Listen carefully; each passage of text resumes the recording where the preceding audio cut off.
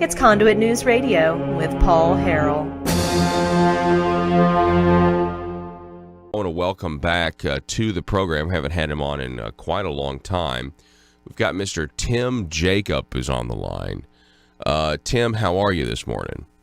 I'm doing wonderfully. Happy Johnny Cash Friday. Yes, sir. Yes, sir. Now, I wanted to have you on the program to remind everybody that, you were a big pusher of this unsuccessful term limits campaign to try to put the term limits, make them more restrictive than they were. And after the whole John Woods debacle and everything else. Now, obviously, the Supreme Court threw that off the ballot, and nobody even got to vote on it. So tell us what's going on right now. What are your thoughts? Because I saw that there was maybe some new movement, new life to try to do something else that was in the paper, and just kind of tell us where you are with all of this. Well, we've been watching the legislature, and we're absolutely convinced that they don't care about what voters think. They don't care what the voters' will is on this issue.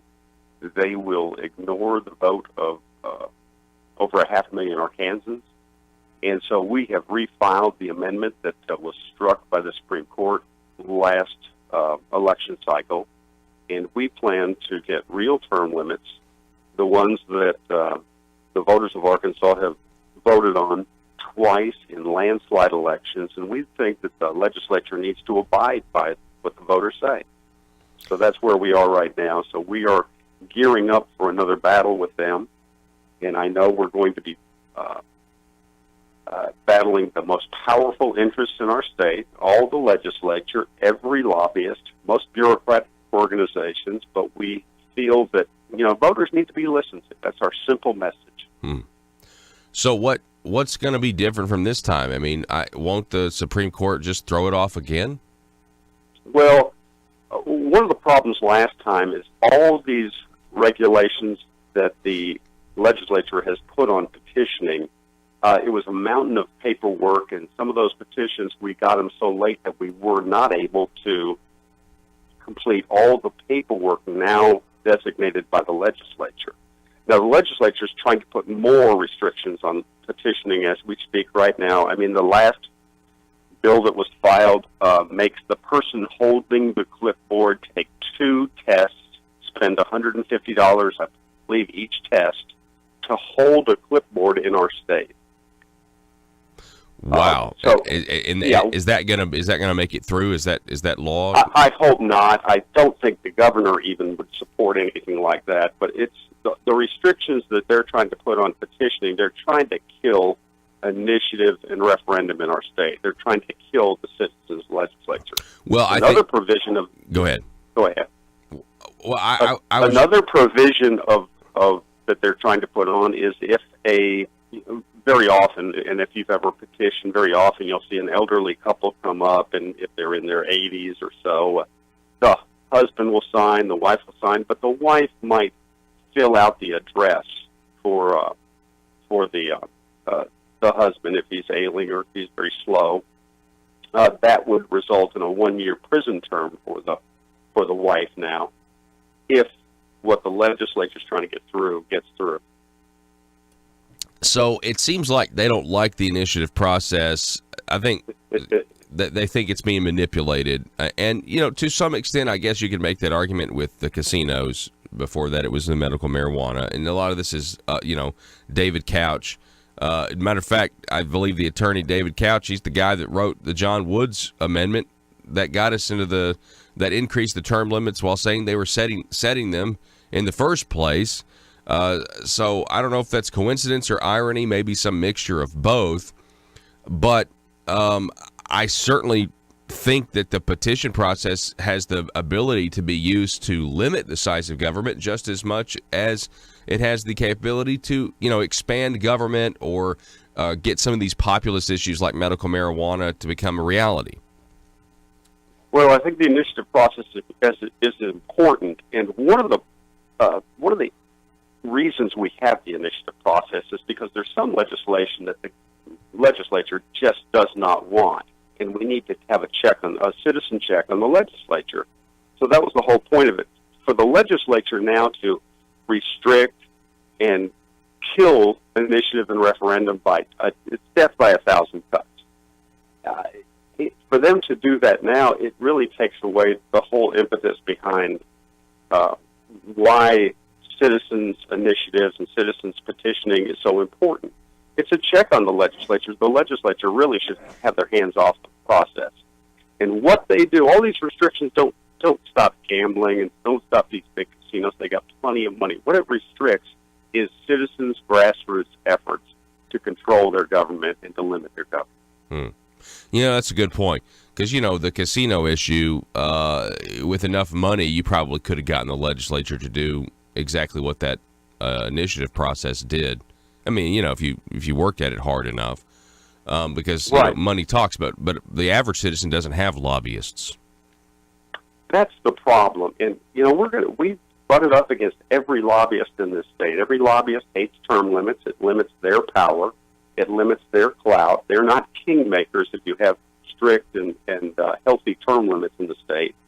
They can't promise these legislators a political career if they play and go along.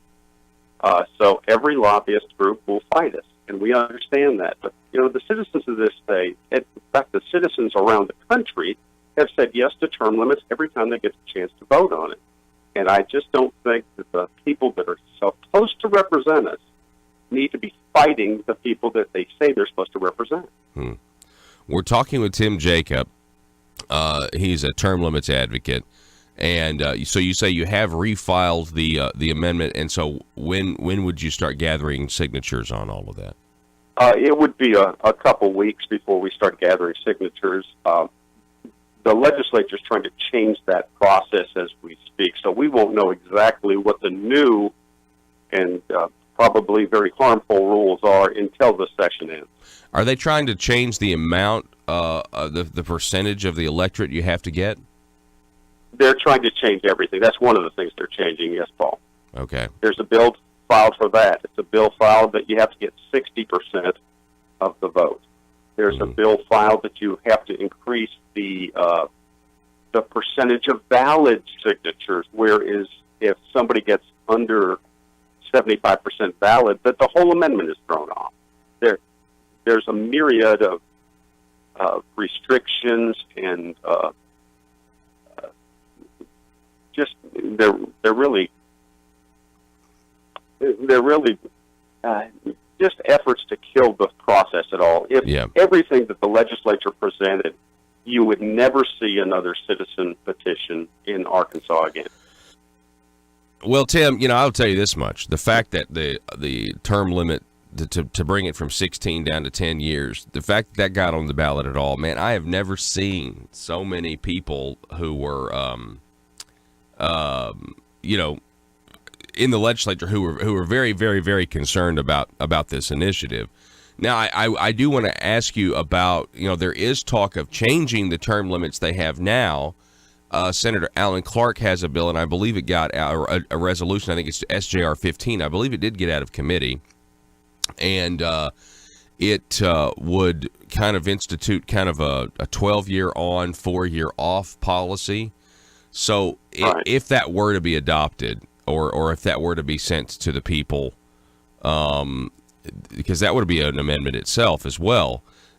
Right. So is it possible if that gets adopted and then you successfully get the amount of signatures that you get, that we have two competing amendments that may conflict with one another? That could be very true, and the amendment that gets the most votes would win. What? The Alan Clark amendment would be an amendment. In fact, that's exactly what Putin has in Russia. That is where you have to have a cooling off period, but you can actually be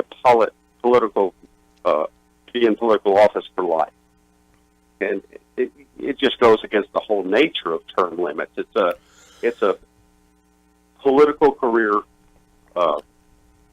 amendment that is dressed up as a term limit amendment. Well, I would say that, I definitely know that the founders, didn't they have, there are other states that have that system, right? This idea where you serve for a time and you go home. To me, 12 years is a little long, or maybe 4 years in the idea isn't short enough, or, Right. or isn't long enough rather.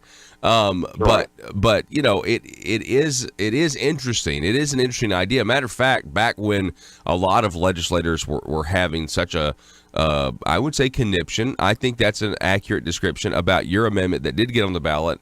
They got thrown off. There were some that were saying that if you want term limits, this is the way to do it. You need to serve a certain amount of years, and then you have to have a mandatory go home period. Right. This wasn't the first time I guess I heard of this idea. I guess. No, it's an idea, but it really lends itself to career politicians, and I think it goes against the grain of what term limits is all about. We don't want a political career. We don't want lobbyists to be able to promise legislators a political career. The term limits that have been overwhelmingly approved by the voters of this state are much stricter than that. So I think it's time that the people that are in charge of representing their constituents would represent their constituents.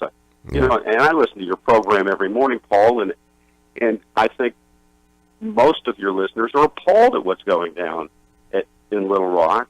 They don't seem to be listening to constituents.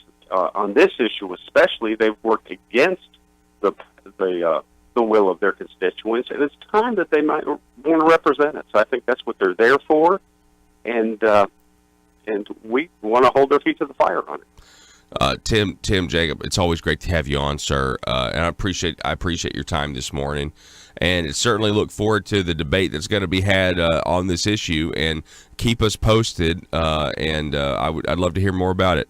So. We sure will, and we appreciate your show. Absolutely. Tim Jacob, thank you so much.